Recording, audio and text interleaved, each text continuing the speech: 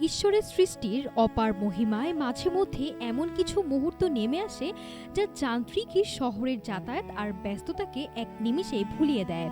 আসন্ন রাখি বন্ধন উৎসবের মুখে দাঁড়িয়ে শহরের এক ব্যস্ত দোকানের সামনে এমন দৃশ্যে আটকে গেল পথচারীদের চোখ। একপাশে দাঁড়িয়ে দৃশ্যটি লক্ষ্য করছিল এক স্কুল ছাত্রী।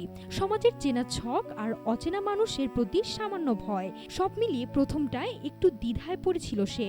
নিজের ভেতরের সাহস ভর করে ছোট্ট ছোট্ট পায়ে মেয়েটি এগিয়ে গেল সেই লোকটির দিকে, যাকে অনেকেই হয়তো সমাজ বিচ্ছিন্ন বা মানসিকভাবে অসুস্থ বলে এড়িয়ে যান।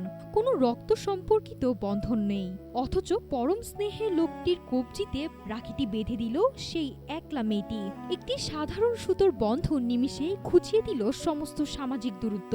কিন্তু গল্পের সবচেয়ে সুন্দর অধ্যায়টি লেখা হলো এরপরেই। এটি এমন এক শ্রদ্ধা প্রদর্শন করলেন যা উপস্থিত সবাইকে বাকরুদ্ধ করে দিল। পরম ভালোবাসায় ও কৃপায় নুয়ে পড়ে তিনি স্পর্শ করলেন ছোট্ট মেয়েটির পা। শ্রদ্ধার এই নিঃশব্দ আদান প্রদান প্রমাণ করল ভালোবাসার ভাষা বোঝার জন্য কোনো জাগতিক যোগ্যতার প্রয়োজন হয় না।